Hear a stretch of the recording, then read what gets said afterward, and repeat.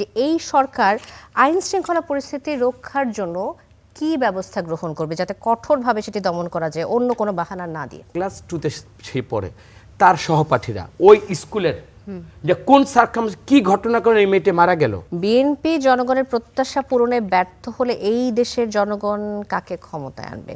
কামরুজ্জামান রতন আমাদের সাথে যুক্ত হয়েছেন, সংসদ সদস্য বিএনপি। অনেক অভিযোগ বিএনপি সরকারের বিরুদ্ধে এই মুহূর্তে আমরা দেখছি যে বর্তমান যে পরিস্থিতি, রামিসা হত্যার পরে আইন শৃঙ্খলা পরিস্থিতি নিয়ে দেশের প্রত্যেকটি মানুষ কনসার্ন। এখন সবাই জানতে চায় যে এই সরকার আইন শৃঙ্খলা রক্ষায় কি ব্যবস্থা গ্রহণ করবে।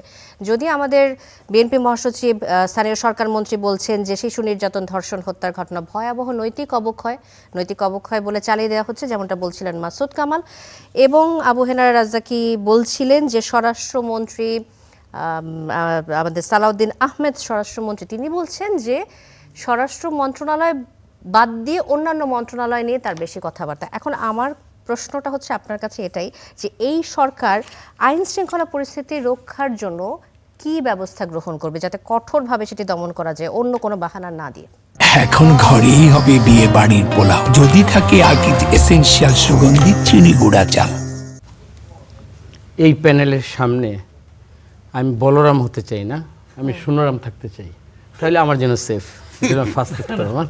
কারণ এই বোদ্ধাদের সামনে আর যে নৈতিকতার অনৈতিকতার মানে যেটা আজকে সাবজেক্ট নিয়ে এখানে আপনি প্রশ্ন অবতরণ করছেন, ওইটার উত্তর ওনারা যা বলেছেন, ওনাদের দৃষ্টিভঙ্গি তো একেবারে সমাজের, ওনারা কিন্তু একেবারে যা দেখেন, এই যে দুজনেই কিন্তু বিশেষ করে আমি জানি মাসুদ কামাল ভাই এই সরকারের অনেকের সাথে কিন্তু তার ইন্টারাকশনটা এরকম, কথা বলতে ছাড়েন না।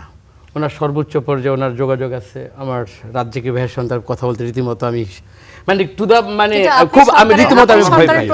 এটা হলো আমার কথা, আমার না আমি প্রথমেই এটা, এখন আমি একটা কথা বলি, আজকের যে সাবজেক্টটা নিয়ে কথা বলতে চাই, এটা আমার কাছে একটা, যেমন প্রথমে আমার সংসদ আমার মাসুদ কামাল ভাই আমার প্রিয় ভাই উনি বললেন উনি ভোট চাইতে গেছেন।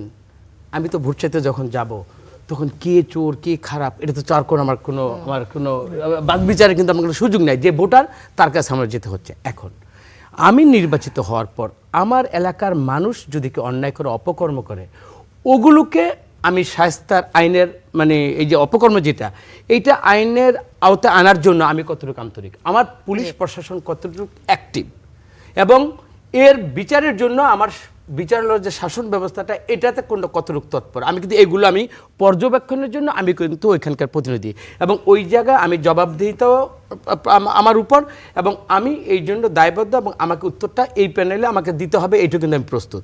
এখন আসেন যে সাবজেক্টে নিয়ে আমরা কথা বলতেছি, এটার একটা দুইটা খুব বাজে একটা এফেক্ট। একটা তো হয়েছে, এটা আমরা জানি যে একটা ঘটনা ঘটার পরে 7 দিন হোক 15 দিন হোক বিচার হবে, দৃষ্টান্তমূলক শাস্তি হবে, এটা কিন্তু সব সরকার বা সব ব্যক্তি কিন্তু যারা দায়িত্বে এই কথাটা বলবে। কিন্তু আমার এক জায়গায় আমি যখন অনুষ্ঠানের মাধ্যমে অনুষ্ঠানটার চিত্রগুলো আমি দেখছিলাম, দেখেন সবচেয়ে আমার কাছে যেটা রিয়েলি আমি এটাকে ফিল করি, এইটার সংশোধন বা এটার প্রতিকার কতটুকু এই রাষ্ট্র বা আমি আপনি কথা বলে করতে পারি সেটা আমি জানি না। দেখেন ক্লাস 2-তে সে পড়ে, তার সহপাঠীরা ওই স্কুলের যে কোন সার্কামস্টেন্স কি ঘটনা করে এই মেয়েটি মারা গেল, এবং সারা দেশে এই বয়সের বাচ্চাদের যেটা এফেক্ট করবে, এবং বাবা মা একটা কতটুকু ট্রমাটাইজ হয়ে একটা বাচ্চাকে পরবর্তীতে স্কুলে পাঠাবে, এবং এইটার যে প্রতিকার এইটার কিন্তু আমার কোনো উত্তর নেই। আমি একজন বাবা, আমি এই জায়গার কোনো উত্তর আমি পাচ্ছি না। তার মানে কি, এই যে মানসিকতা সমাজের যে স্তরটায়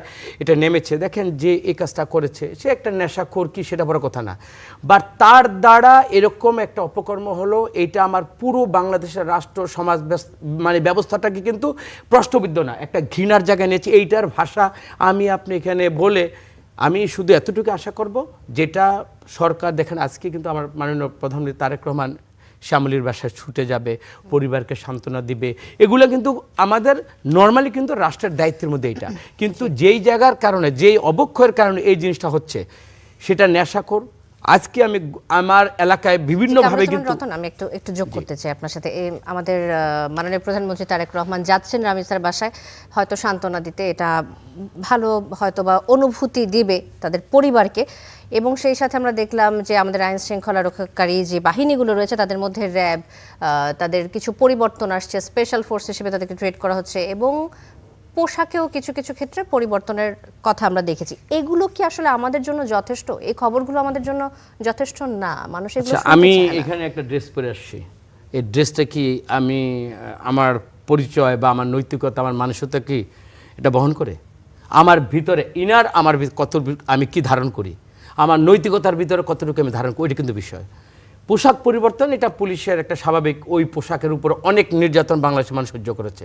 তা আমি মনে করি যে একটা আউটফেসে যেটা আমার আসবে, সারফেসে যেটা মনে করবো ওটা দেখতেই বোধ আমার একটা ঘৃণার একটা জায়গাটা, ওইটা সাময়িক, এটাকে কোনো আমি বড় করে দেখবই না। কিন্তু আমার কথা হল জুলাই অভ্যুত্থানের পরে কী কারণে জুলাই অভ্যুত্থান হলো এবং একটা সরকার কী কারণে পলায়ন হলো, এবং এই সরকারকে রাখতে গিয়ে প্রশাসনটা, নির্বাহী বিভাগটা কিভাবে নির্লজ্জ পাপেটগিরি করে একটা অপকর্মকে জায়েজ করতে চেয়েছে, ওই কাজটা করবে কিনা, এবং এই যে কোনো সরকারি তাদের দ্বারা এই কাজটা করাতে পারবে কিনা, আমি কিন্তু ওই জায়গাটা কিন্তু আমি ফোকাস করছি। আমার মনে হয় এই জায়গার একটা সংস্কার, এই জায়গার মনোজগতের আমার যদি পরিবর্তন আসে, ওইখানে যদি আমি ভালো কিছু করে সমাজকে দেখাতে পারি, আমি রাজনীতিবিদ হিসাব আমার জায়গায়, পুলিশ প্রশাসন তাদের জায়গায় যদি এই পরিবর্তনটা দেখাতে পারে, তাহলে এই ধরনের প্রতিকারের মানসিকতায় এই ধরনের একটা শাস্তির বিধান তো হবেই। কিন্তু যেই কারণে এই মানসিকতায় বিকারগ্রস্ত মানুষ এগুলো করছে, আমার মনে হয় ওদিকে আমাদের বেশি ফোকাস দেওয়া উচিত। আচ্ছা, বিএনপি মহাসচিব ও স্থানীয় সরকার মন্ত্রী মির্জা ফখরুল ইসলাম আলমগীর বলেছেন যে ধর্মের নামে রাজনীতি করে মানুষের ভালোবাসা পাওয়া যায় না। পরিষ্কার করে বলছে এই দেশের মানুষ জামাতকে ক্ষমতায় আনবে না, কারণ এই জামাত ইসলামী 1971 সালে আমাদের স্বাধীনতার বিরোধিতা করেছিল।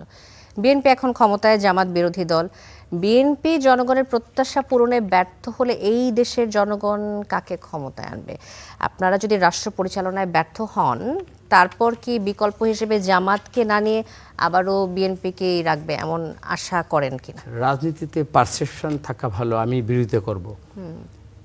এই গত ফেসিস্ট সরকার বলছিল না যে আগামী 40 বছরে বিএনপি আর ক্ষমতার মুখ দেখবে না, বাট বাংলাদেশে তো একটা সুষ্ঠু নির্বাচনের মাধ্যমে তো ক্ষমতা দেখেছে। আগামী প্রজন্ম কোন প্রেক্ষাপটে ইলেকশন হবে এবং জনগণ কাকে বেছে নেবে, আমি এই ক্ষেত্রে জনগণের উপর এইটা আমি বার্তা আমার কাছে নেই। তা আমি মনে করি ভালো কাজের রিওয়ার্ড এরকম মানে জনগণ দেবে, এবং জনগণ তার রায় দিতে কখনোই ভুল করে না। আর সর্বোপরি বলি, 71-এর যে আমাদের ক্ষতস্থান, এটা তো ক্ষতই থেকে যাবে। এটা আমি জামাত ইসলাম এটা পূরণ করতে পারবে কিনা, এই ক্ষতটা মানে রিহিল করে তারা জনগণ আস্থা জায়গায় যেতে পারবে কিনা, এটা জামাতের রাজনীতি। বাট আমি আমার রাজনীতির অবস্থান থেকে বলবো যে কোনো চেতনা বিক্রি করে, যেমন 71-এর চেতনা বিক্রি করে কেউ পার পায়নি, এরকম জুলাইয়ের চেতনা বিক্রি করে বা ওইটাকে ধারণ করে এবং নিজের একেবারে ওইটাই আমার মানে একমাত্র আমারই এইটা অবদান, এইটার উপর আগামী দিনে রাজনীতি করে জামাত ইসলাম বা এনসিপি একেবারে ক্ষমতায় চলে যাবে, এটা জনগণের উপর আমরা ছেড়ে দিলাম। তবে মির্জা ফখরুল যেটা বলেছেন, এটা আমার রাজনৈতিক অবশ্যই আমার অবস্থান, এই অবস্থানের উপর আমি রাজনীতি করব, আমার বিশ্বাসের উপর আমি জনগণকে আমার বার্তা দেব, এবং আমার যে কর্মসূচি এবং ভবিষ্যৎ কর্মসূচির মধ্যে যেখানে স্বাধীনতার চেতনা থাকবে, আমার 24-এর চেতনা থাকবে, এবং আমার সর্বোপরি তারেক রহমানের প্রধানমন্ত্রী যে উন্নয়নের যে বার্তা এবং মানুষকে একটা গণতান্ত্রিক রাষ্ট্র, একটা শাসনতান্ত্রিক যে একটা আমূল পরিবর্তনের মাধ্যমে উনি যে জনগণের কাছে একটা প্রত্যাশা নিয়ে এখন কাজ করে যাচ্ছেন, এটাই হবে আগামী দিনের রাজনীতিতে আমার ক্ষমতায় যাওয়া না যাওয়ার একটা চ্যালেঞ্জ। ধন্যবাদ কামরুজ্জামান রতন।